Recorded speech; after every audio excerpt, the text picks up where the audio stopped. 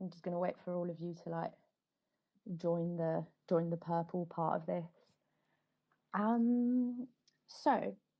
So as you know, we've literally started to mention that, like, how does those different aspects of our identity interact, like the organic self, us behind the computer, and the avatar. And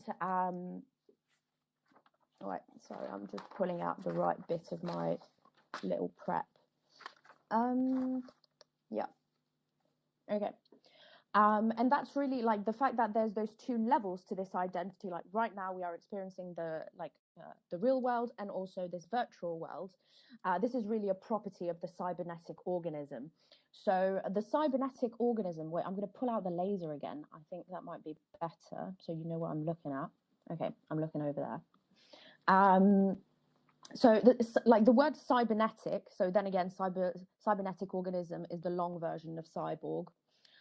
So the word cybernetic is a concept that has been developed by Norbert Weaver, in 1948. So old concept, and the definition, I'm just going to like quote read it out, is the scientific study of control and communication in the animal and machine. So that's exactly what we're talking about when we're talking about us as organic beings and us as virtual beings, avatars. And there's a relationship between those two beings, and that's called bleed through. So the idea of bleed through was developed by Tom Berstolf. So he's an anthropologist, and I so recommend his work. He's done like this whole book about called Coming of Age in Second Life, where he analyzes the whole, the idea of a virtual identity, and he's an anthropologist. So he really applies this methodology of analyzing a culture and a society and trying to break down the systems that function within it to a virtual world. So in bleed through, you have two main ideas. So there's bleed over and bleed back, which are the opposite of each other. So bleed over is when the physical influences the digital, and bleed back is when the digital influences the physical. So I'm just going to illustrate that really quickly, just so you get a clear idea of what that actually means. So, for example, physical to digital is for example, the tendency that most of us have to, when we create an avatar, most of us will pick an avatar of the same skin color and the same gender that we are in real life. So we're absolutely not forced to do that. We could go for whatever. We could even be a robot. But most of us will have this tendency, basically, of influencing our digital identity and imbuing it with our physical identity. And an idea of digital to physical would be people saying lol in real life. So lol is, purely a text. I mean, was developed as like it's a text message thing because it's supposed to translate something that can't be really written out. It's laughter. It's not verbal, and so it was like it was like a written version of this, and people say this now in real life. So them typing out messages and having like all those conversations online, is influencing their real life. So yeah, these are just like a little illustration of that, so you get an idea of what I mean by bleed over and bleed back. That's really interesting. Yeah, it's like, because there's so many little influences of one on the other, one way and back. And there's this dude over there, this Stanford professor called Jeremy Belson, who really studies the psychology of avatars. And he's written a book, which I also recommend, called Infinite Reality, and then it has a subtitle, but I didn't note it down. But if you write his name into the great Google and write Infinite Reality, you'll definitely find it, where he does a bunch of experiments around bleed through. And one of them, so I'm just going to talk through a couple of them because I think I quite like them. One of them is a stranger in the mirror. Your appearance as avatar, how does that influence you acting as an avatar, and then how does that influence you in real life? So the experiment goes as such, as follows. So he puts the, the the study subject in a VR headset and asks them to look into a virtual mirror, and they appear as something different from their identity. And in this case, he chose, if I'm not mistaken, white males to appear as black females. And then he had a scientist also in a VR headset talk to that person. So they're asking the subject, turn away from the mirror. They've realized that they appear as a black woman. Okay, the scientist now reads out a standard text. They have a bit of a standard conversation, and they're analyzing a number of things. How loud does the person speak? How far from the scientist does the person stand, etc., etc. And you notice that people internalize the bias that they have towards black women, for example. So they will tend to stand further away. They will have less personable speech and not speak as loudly, because basically they are putting upon themselves what they think a black woman, I guess, like would be, how they would be perceived. They are basically they're throwing back their own gaze at themselves. I hope that makes sense. And another experiment that they did, because all of this kind of falls under diversity training, or that's how he calls it, where he was trying to ask, does it help if you get to walk in somebody else's shoes as an avatar? You know, are we achieving a more understanding world? How does that impact people? Do people become more empathetic if they get to experience what somebody else is experiencing, which they never get to experience as their real life selves? So he did another experiment where he put people in VR headsets, and what they saw was through this filter, like mimicking what somebody who has color blindness would see. So mixing green and red. So that's what you see up here. So this is the normal image, and this is the image of somebody who doesn't have color blindness, and this is somebody who has color blindness. So where the red doesn't appear. And he asked them to perform a number of tasks that were difficult to do because of the non-visibility of red, and he compared this to a standard group where a control group, and he was like, okay, you guys just imagine what it would be like to be colorblind. Then he asked those two groups to go on and identify what websites would be difficult to visit for a person with colorblindness. And he noticed that the people that had actually experienced this in the VR headset spent a considerably larger amount of time in trying to achieve this task. And the way he interprets it is, we've achieved a greater empathy because people have gotten to actually visualize what it would be like to be colorblind. So they have a more accurate representation of what the difficulty is. What I think is quite interesting is he also did another study, which seems quite similar on paper, where he with the same goal, diversity training, he asked a number of people who are white to spend a day in a VR headset as a black male. And his goal was trying to get people to be more empathetic towards people who are black, and trying to basically like make kind of like get rid of racial bias. And the result was the exact opposite. He emphasized racism in the participants because of a psychological phenomenon called priming. So basically, if people had already a bias towards black people, any further stimuli, so the stimuli that they had in the VR headset, just emphasized their preconception instead of eliminating it. So what this goes to show is this kind of, this is not you know, completely a black and white situation where everything can be solved by getting people to experience what other people see, and you know, it's a bit more complex. So I think I'll open things up to you guys as well, because I'm curious what you guys think of this, because we can see that his results are quite, you know, different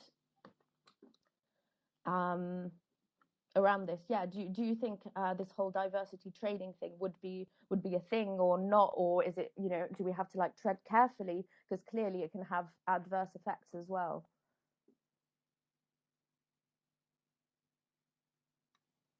Did they then find out why that was the case?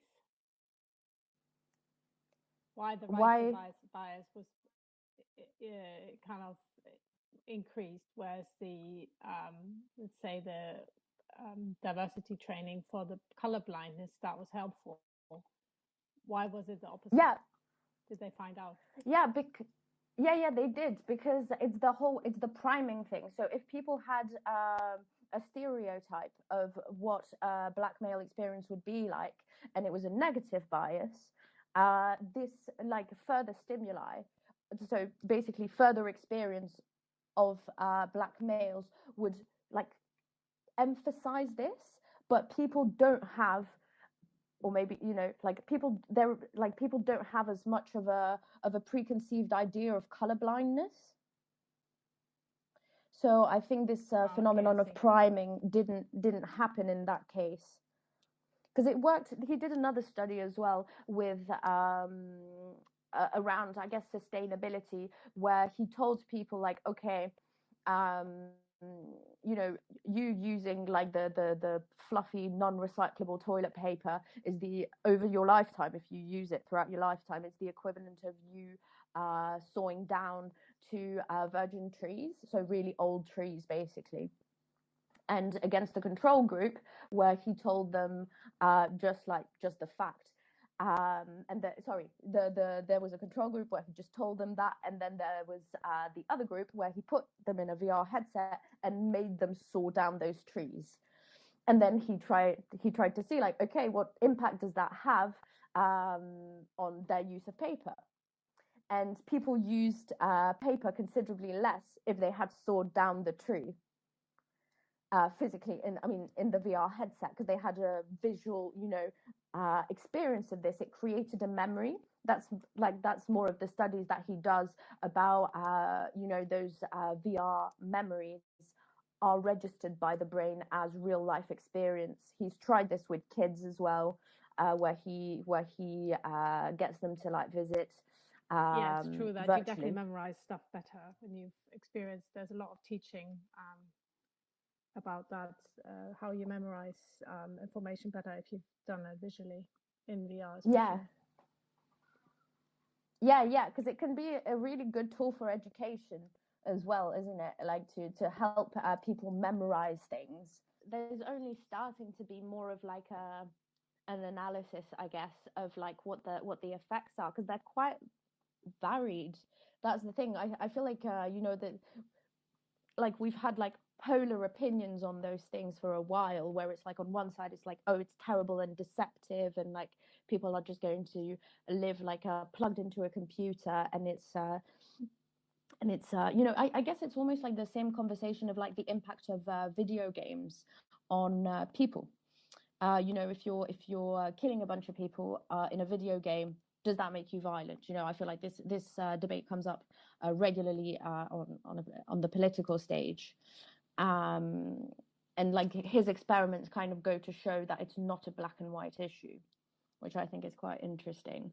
So yeah, this whole bit about bleed through is really about basically the interactions in depth of those layers of identity. Because before we were saying almost like in breadth, you know, like your identity across those different avatars. Now we're seeing the depth of it, you as organic and you as avatar, and this, you know, this cybernetic essence that we have now. And now I want to kind of see like the relationship between avatar and social groups, because that's another part of identity construction, is how you interact with the others around you. So I'm going to pull back up the laser. Okay, there we go. Right, sorry. Okay, so avatar and social groups. So basically, so I mean, we can see this right now. You know, I'm in Paris right now. Some of you are in London, maybe other places. So we're not limited by space, because we're all meeting in a virtual space that is, you know, independent to some extent, because some places don't have access to certain virtual places because they're blocked in their countries. But it does eliminate a number of space issues. So the way you meet people is quite different. You also meet them with a face that they've completely chosen, with a look that they've completely chosen, or at least it's not the actual look. And there's this anthropologist from Caltech called Bonnie Nardi, who works in the cybernetics department, who has looked into this in relationship to League of Legends, that basically social groups form quite differently. So she joined a team in League of Legends, and she was explaining that in her team, you know, there was her, who was a university professor, there was a guy who was a plumber, there was this teenage boy, there was this other girl who was living in not in the US. And she was explaining these are all people that I just wouldn't have met in real life. And even if they lived quite close to where I live, it's just we come from different social classes and social groups, and we have, you know, all this like very different life in the IRL world. And therefore, here we're all meeting in League of Legends because we like League of Legends. So we're meeting by affinity, which is something that Haraway develops in the Cyborg Manifesto, because she was quite against traditional identity politics, because she thought they were basically out of date. And she thought we should be constructing ideas and concepts and meeting by groups of affinity. And she thought it was a more relevant affinity than traditional notions of gender, race, etc. And that's where you really see like the post-humanist in her, and it really adapts to this idea of avatar. And you see that happen across those virtual platforms. So here, like this other image right there, is a meeting of furries in Second Life. So in Second Life, you're actually quite free of how your avatar looks like, and you can choose to be an animal. Here we can see like an anthropomorphized animal, but you can be like a ghost dragon, you know, like nothing to do with anything remotely human looking. And all those people meet up in Second Life, and it's quite a niche interest, furries, but they can find this virtual space across countries, gender, you know, like where they can all meet up. And it also allows for an interest to emerge, which is difficult to emerge in real life, just because you have to go through this whole cosplay process to attain this look. But in Second Life, you can really personalize your avatar to the point where you're completely embodying this animal or anthropomorphized animal identity. So you really see that happening, basically new affinities emerging and people meeting by groups of affinity, independently of a lot of other factors that are quite important in real life, or that have quite a lot of weight in real life. So this was like quite a fun one, but you see more serious impacts here. And this is Free Hong Kong protest in Animal Crossing. So this happened, you know, during the Free Hong Kong protests, and it allowed for a number of people from across the world to protest this and to make the protest visible, to come together and to talk. Independently of space, for starters, and also benefiting from the luxury of anonymity.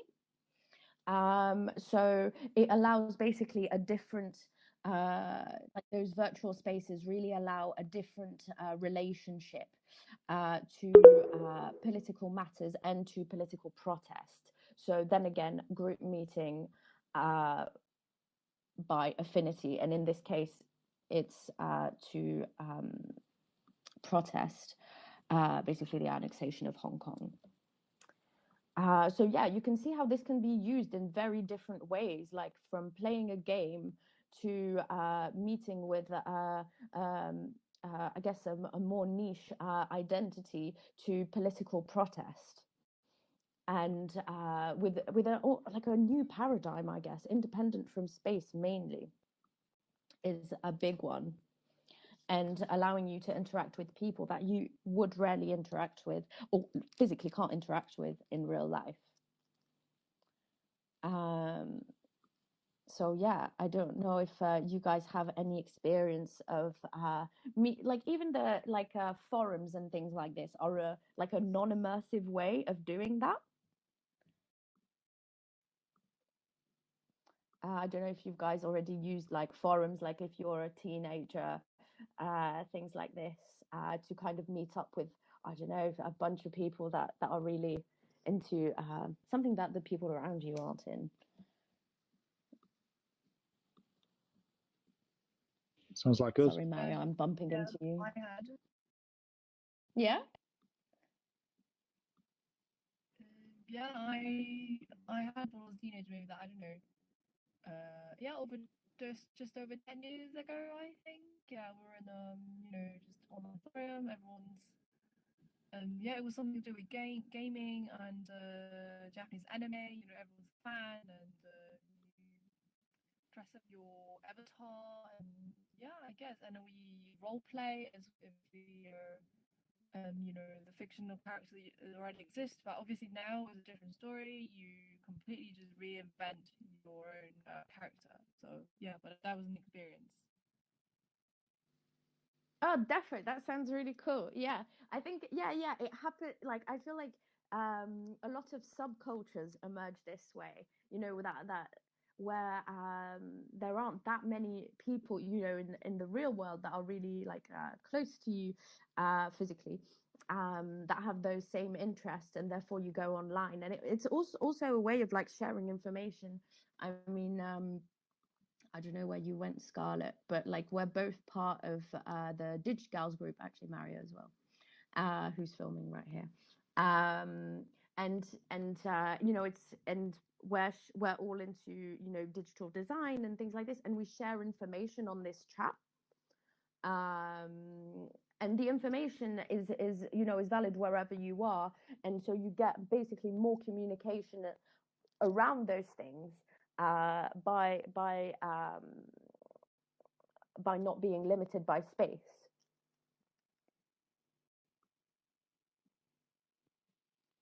So I don't know if you guys have any other.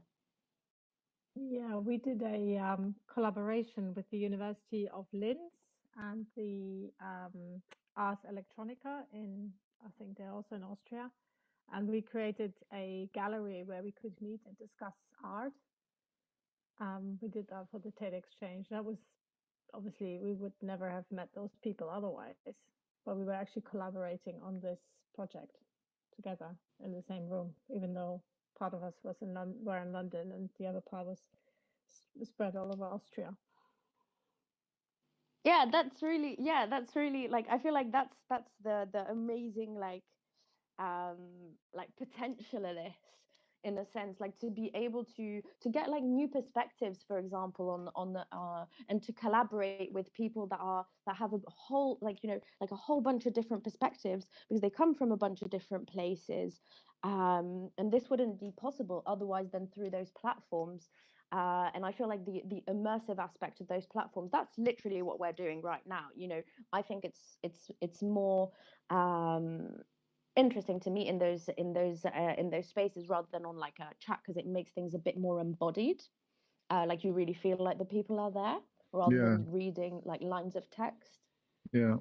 I think one of the best immersive sort of learning experiences I had was sort of flying to Normandy with like 25 people in a VR experience in Engage VR, which was, you know, it was like a sort of a real sort of educational experience, but it wasn't necessarily about a subject that I was really into. But you know, I became into it because of the shared experience with the other people, and you know, yeah, and I think it was, yeah. So we were kind of there. Maybe some of the people were kind of really into the sort of the shared interest of the subject matter, but others were there for the, you know, for maybe for other reasons. But in a way, we were collectively there as a whole, experiencing it and enjoying it, which was really nice. So basically, yeah, we were in a 360 video on a platform, sort of learning about sort of Normandy and World War II and the sort of attacks and all that sort of stuff. So it was just amazing. Yeah, that's so interesting, because that makes me think of something, which is the aspect of like less commitment. You know, like I'd be more likely to open up a window on my computer from, you know, whilst I'm having dinner, and just like join something and just listen to it, you know, versus like, and therefore it might make me discover something that I didn't know existed or didn't know I was interested in, rather than having to physically take the tube for an hour to get to you know, an exhibition. And you know, I'm not going to do that if I think if the exhibition doesn't really interest me, you know. So I feel like it adds this element of ease, like where you might just, you know, discover some stuff that you that you didn't think you'd like, you know.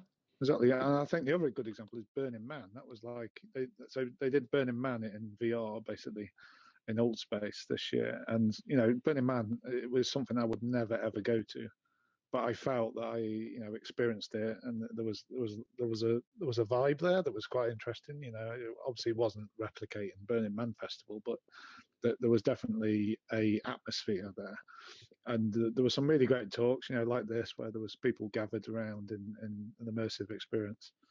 So yeah, I think there's such a lot in that shared experience. That sounded amazing. I feel like I should have gone to that. Okay. It's back open when now, you guys actually. are ready. They opened up again. Oh, is it? Mathilde. Yeah. Oh, okay. I'm noting this down. Go to Burning Man. Okay. Thank you. We can move to the next space, to the other color of purple gallery.